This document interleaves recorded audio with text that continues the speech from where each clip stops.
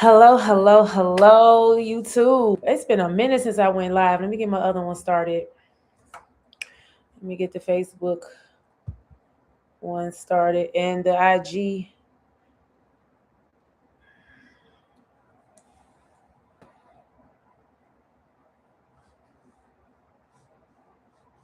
I always got to start off with a smile. Happy, magnificent, marvelous, miraculous, motivational Monday. It's a great day to have a great day. Listen, it's been a minute since I've gone live, especially in the PM. So I thought I would come today to give you some education. Are y'all ready? Are you ready? Did you miss me? Is the question. So, I used to go live all the time. So this is something that I've been working hard though in the background. If you've been following me, got a lot going on. I have a masterclass that's coming up March 29th. So if you are looking to purchase a home in 2026, this is where you need to be today and or March 29th. So we are doing something special for March 29th. I'm doing a master class showing you how to have a financial plan.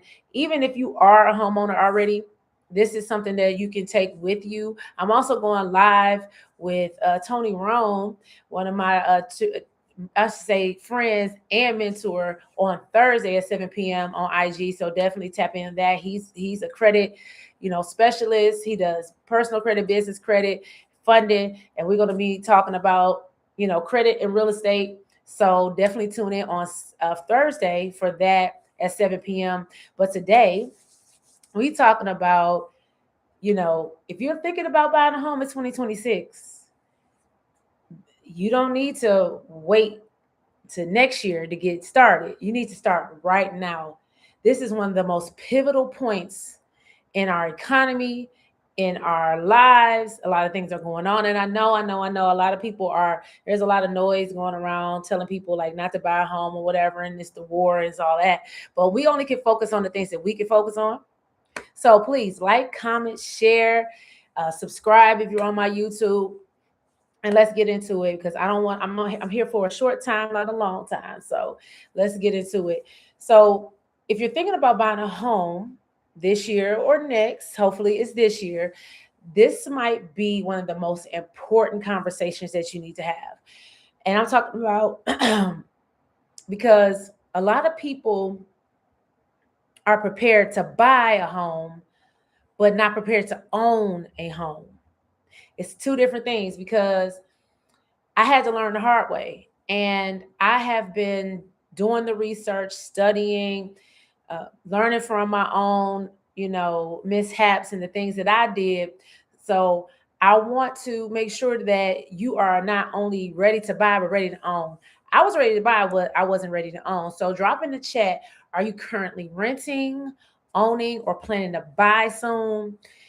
If so, then let me know in the comments and let me know if you're watching this live. If you are, drop a 1 if you're watching it live, drop a 2 if you are watching the replay, and drop a 3 if this is your first time being here, and I really appreciate it. So like I said, I used to go live all the time and it was, a lot. I used to go live like every single day, but I wanted to drop in today because I really want people to have this information. So I don't see anybody right now who, can, engage with me, but I'm gonna keep on going.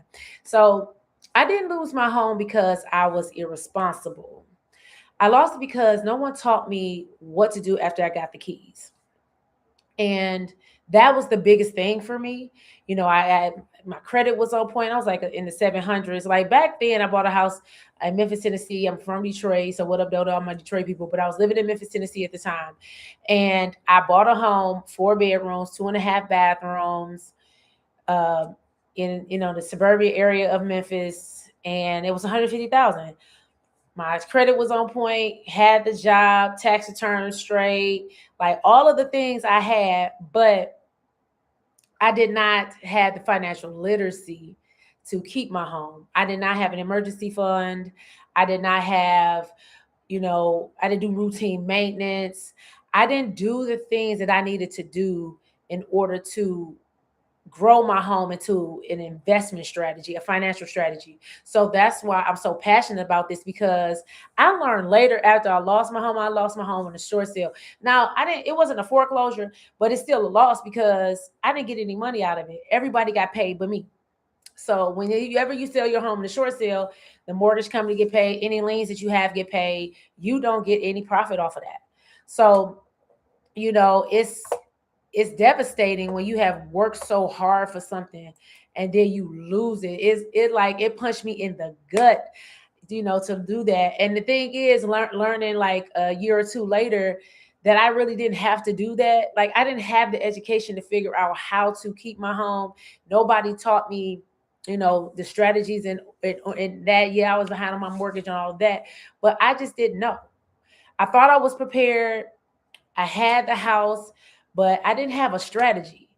And that experience changed everything for me. So in that instance, I learned how real estate, grows and how you can grow it, because I didn't understand appreciation at the time. And where I lived at the time, appreciation was growing rapidly. So when you talk about appreciation usually is 1 to 5%, typically, in areas, of standard growth.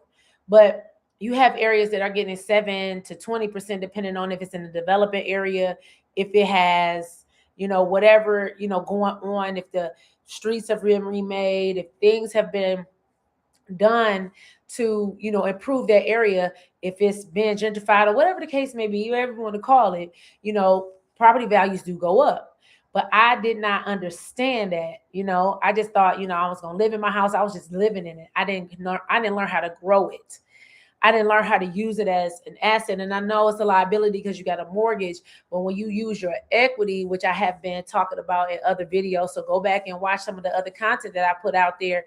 I've been pushing out a lot of videos and things of that nature. And thank you for the support. Please like, comment, and share and subscribe if anybody needs this information. I just talked to a young lady today who's looking to purchase a home.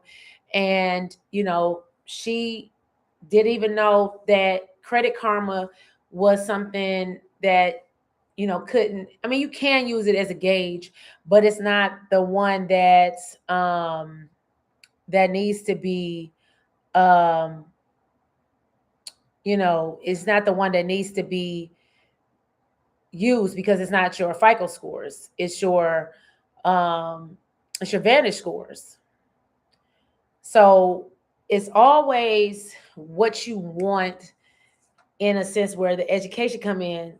You got to have your FICO scores. Your FICO scores, you get it from Experian. You can go to Experian, TransUnion, and Equifax individually. Experian lets you see all three. If you haven't had an account with them, you can do it for free, a 7-day trial. If not, you have to pay the $24. Or you can go to Ultra Score or My Free Score now, or not getting any money for this, but whatever. I'm trying to think of the other one. I can't think of. I know them. I'm drawing a blank. But those, you looking for ones that have your FICO scores, and you want to see the different scores. So you have an auto score, you have a mortgage score, you have a finance score, you have a credit card score. So you have, I know it's crazy. You have all these different types of scores. So you need to understand that you need to get to a platform that will give you all of those scores. So the truth of the matter is this, right? Tying all your, you got to tie it all together. So let me tell you what most people don't know, right? Most people don't know the mortgage is not your only expense, because people just think, oh, it's the mortgage. No, it's your principal, interest, taxes, and insurance. That's a part of your mortgage. That's, incorporated together. But you have to factor in your utilities, and you need to factor in your 1%, your emergency maintenance fund. Those are the 6 things that you have to. It's the 1% rule. So the 1% rule, like I've said in other videos, you can go back and watch those. It's 1% of your home value or your purchase price. So when you first buy your home, if you buy a home for $200,000, you should have $2,000 saved every single year. Now, granted, you're going to have homeowners insurance. You're going to have a home warranty, hopefully. The home owner's insurance is going to be with your mortgage, but the home warranty is separate, and that is a separate expense. So you have to add that to that. So you have your mortgage, which is your principal, interest, taxes, insurance, PITI.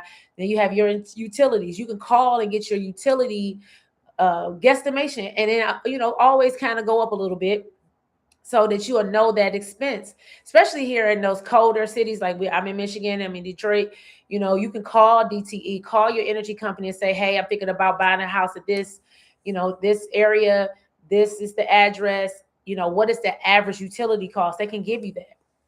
And then your 1% maintenance fund, like I said, having that, and you break that down per month. So what would 2,000 divided by 12 be?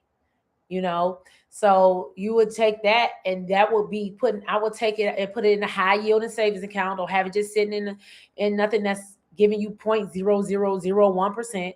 Put it in a high yielding savings account. Then you have to account for your home warranty, and your home warranty, you have to make sure that you are looking at the tiers, because they have different tiers. So they have where, you can, it's the lowest coverage and they got the highest coverage. So what is it that will make you feel comfortable in spending? You can start at the lowest, because you want your major things that are, you want your major appliances and things like that covered. You want your HVAC, you want them to cover your refrigerator, your stove, like, big ticket items, you want them to be able to cover in your home warranty. So make sure that you're reading that, but that's a part of the expense. So, and equity equals wealth.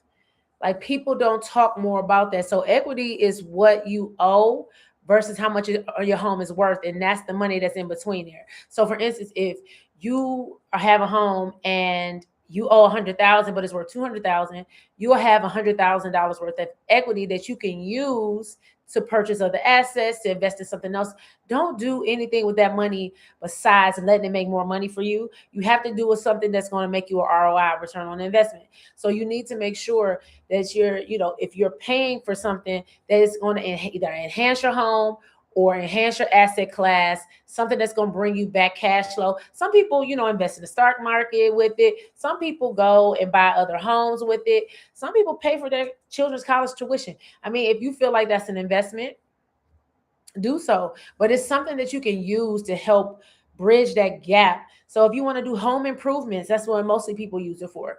Those are some things that you can do with that. And you have to use a home equity line of credit. That is a whole different story, a whole different method, for a different day. But those are some of the things that you can do. So most people are taught how to buy a home, but not many are taught how to keep it and build wealth from it. That's what I was missing. And that's what my masterclass is going to do for you. That's what my book is going to do for you. Matter of fact, where is it at? Excuse me, segue. Where is my book?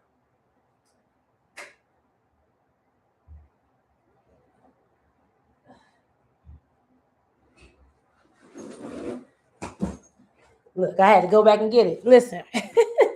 But my book, Keys to Your Castle, will help you do that as well. It's a workbook style. I have charts in here. You can write in it, all of the things. It will help you build a financial strategy. And also, there's a QR code in here where you'll be able to get all the tables and things and that I created, the charts that you can use to help get prepared to purchase a home, and also the charts I use to create to help you build on your home. So once you get your home, you'll be able to use the charts that I created once you purchase the book. And I'll put that in there in the pre-sale. It's on pre-sale in the comments after this live. So, I have created this based on the things that I went through. So the thing is, when you are thinking about purchasing a home, you have to shift your mindset. A lot of people don't do that part of it, right? They don't think like an investor. They don't think, and a lot of people don't think about building their life like a business, right? People tend to, think of their life as I'm just living in it, but everything should have a pyramid. I'm sorry, right? It's not a pyramid scheme. Everything is going to be, you always going to have a top, and you always going to have a foundation, just like a house. So you should always run your lifestyle like a business. I'm just learning this myself. So, that is the thing that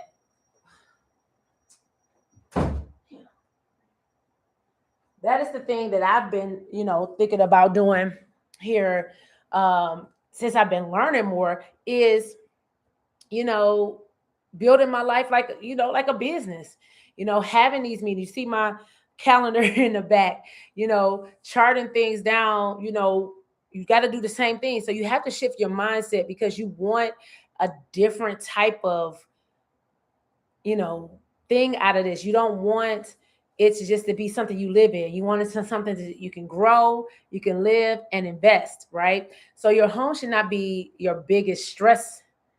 It should be one of the biggest assets. And I know. If you owe a mortgage, it's not an asset, but you can create it to be one by making sure you're thinking like an investor and buying right and having built-in equity. That's why, excuse me. And when people come to me, they want to run away from Detroit. I'm like, I don't know why. One of the biggest equity builders is buying in Detroit, and you should definitely do so. But people have their preferences. I just show you the advantages versus the disadvantages. But the only way that you can do this is by understanding the financial side of home ownership, and that's what I didn't understand. So you want to make sure that you're understanding the financial side and not just the emotional side, because it's so emotional. Okay, it is so emotional when you purchase a home, and you get wrapped up in all of the things, and a lot of people drop out, unfortunately, because it's a lot that you're asked to do. It's a lot that you got to give your whole life. In some instances, you have to, give your tax returns, your W-2s, your bank statements, any type of assets that you have as far as stocks, child support, alimony, social security. Everybody's income is incorporated in that as well, who's over 18 in the household. So it's like all this paperwork you have to gather just to even get pre-qualified. So a lot of people don't even do that part for the pre-approval, because you have to still go under underwriting. That's why I like when a lot of lenders who do this already put you under underwriting right away, because a lot of times, you get excited, you buy. I've seen this so many times, not just with me and my clients, but with other people clients and other realtors as well. You get so excited about it, and then something happens at the end. An underwriter comes in and swoops you and just knock the wind out of you and take the house from you, and you like, what happened? It's happened so many times. So you need to make sure that you are upfront with the lenders. You're not hiding anything, because the underwriters, they're going to find it. Their job is to find everything. Don't hide that you're paying child support. Don't hide different bank accounts. Don't have all this stuff going on in and out of your bank accounts. Like, as soon as you know you're about to buy a house and you're looking for, financing, unless you're buying it with cash, hey, cash on the floor. It don't matter then, you know what I mean, if you're buying it outright.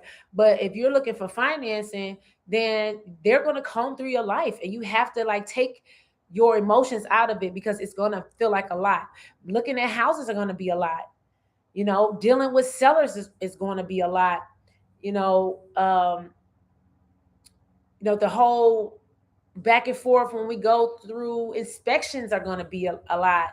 Going through waiting on appraisal is nerve wracking, because if the house doesn't appraise, then we got to go back and negotiate the price again. So it's a lot that goes into it. So that's why I'm teaching my masterclass March 29th at 7 p.m. So make sure you like, comment, share, and subscribe as well to this. But I'm doing my masterclass at 7 p.m. March 29th. It's Sunday. After church, after dinner, all of the things. Come and get some knowledge. Come and get all that I have in Who it's for people who are interested in changing their mindset, opening up themselves to education, and wanting to have a financial plan when they're buying their home. That's who it's for. And you're going to learn how the process works, how to create a financial strategy, not just going in, but also after you get the keys, because that's what I missed. And I'm going to assist you with solving all of the mysteries there is into buying a home and keeping it. Because guess what? I went through it. And I understand the emotional and the financial side. Also, I am a person who understands the other side, where I'm negotiating contracts, I'm talking to sellers, I understand inspections. I even study contracting. So when we looking and walking through these homes, I can tell certain things that maybe other people wouldn't, because of the studies that I've done. So I am going to, solve that question mark, because it seemed like buying a home is so out of reach, but it's just like anything, it's a process. And if you get through the process, it's all going to work out for you. So that's why I'm doing this masterclass. So if you're planning on buying a home, or you're ready to own one and want to know what to do with it, the the right thing to do is have a financial plan. And that's why you should be in my masterclass.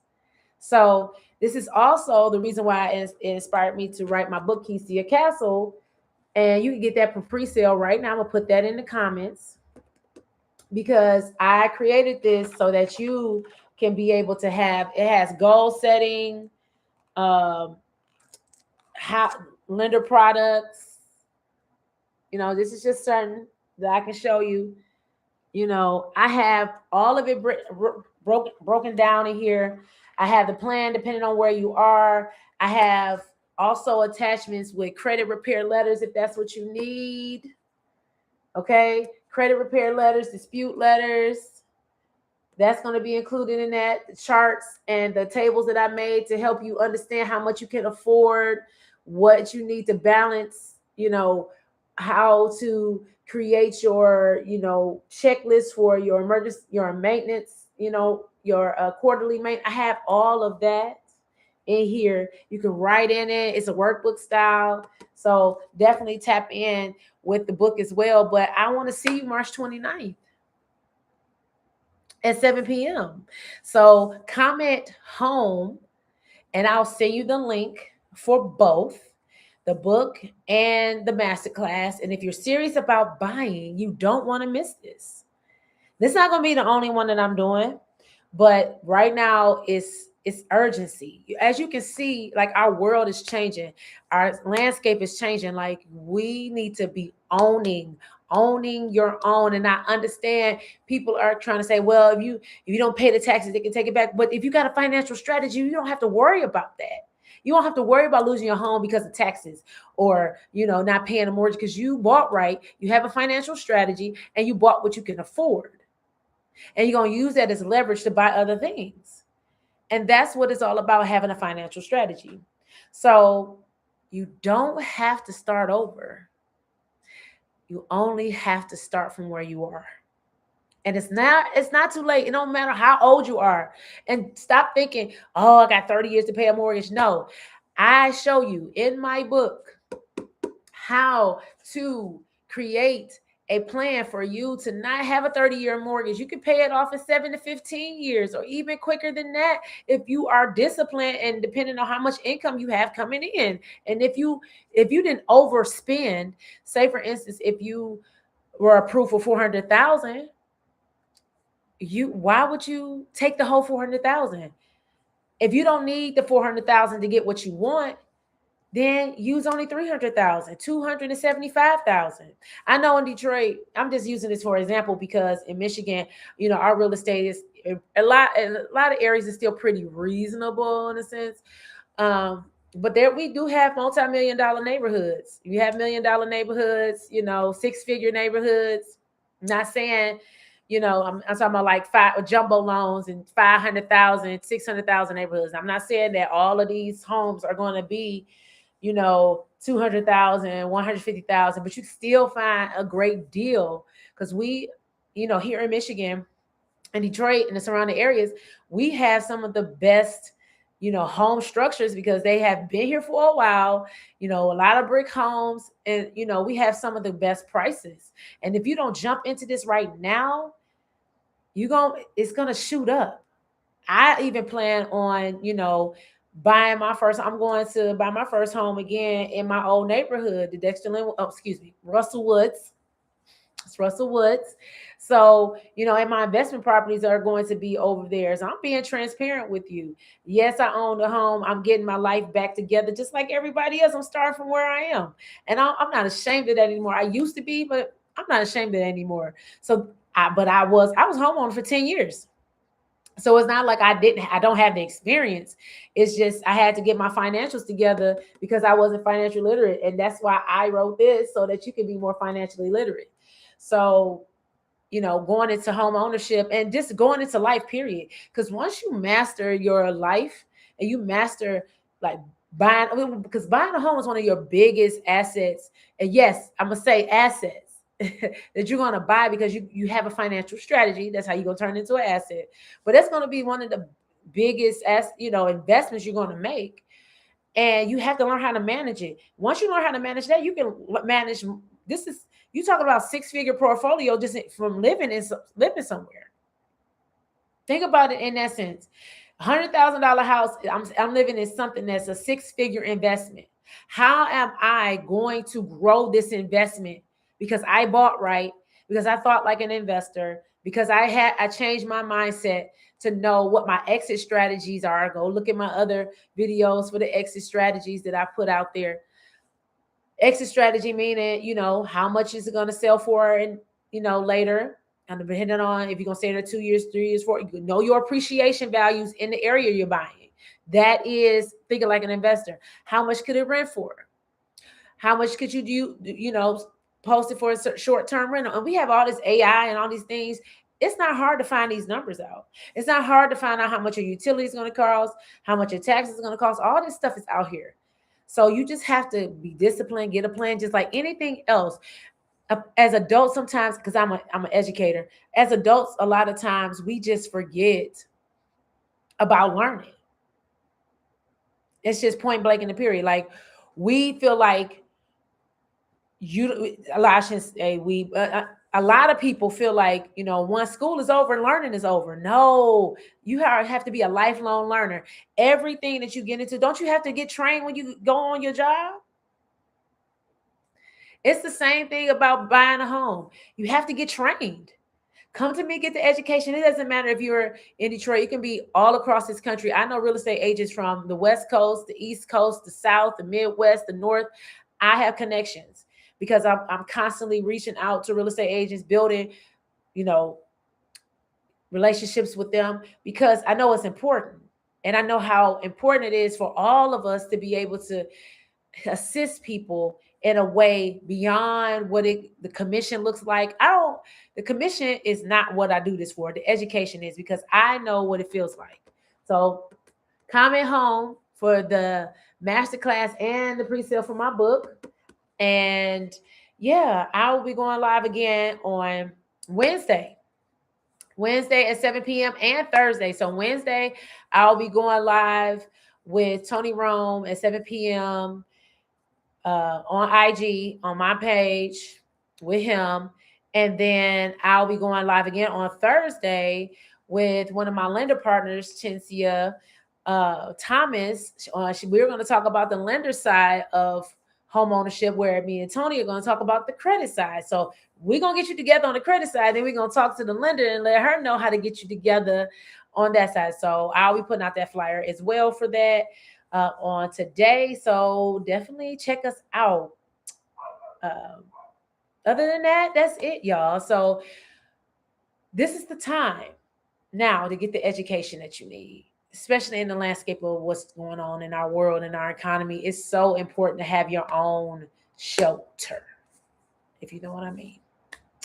So I bid you adieu. Everybody have an amazingly beautiful, blessed evening. And I'll see you back again on Wednesday at 7 p.m. So definitely drop in here. Was this some great information? Drop in the comments. Let me know if you're watching the replay. And I really, really appreciate it. Please like, comment, share, follow, and share my masterclass with anybody who needs it. Like I said, it's March 29th at 7 p.m. So have an amazing night.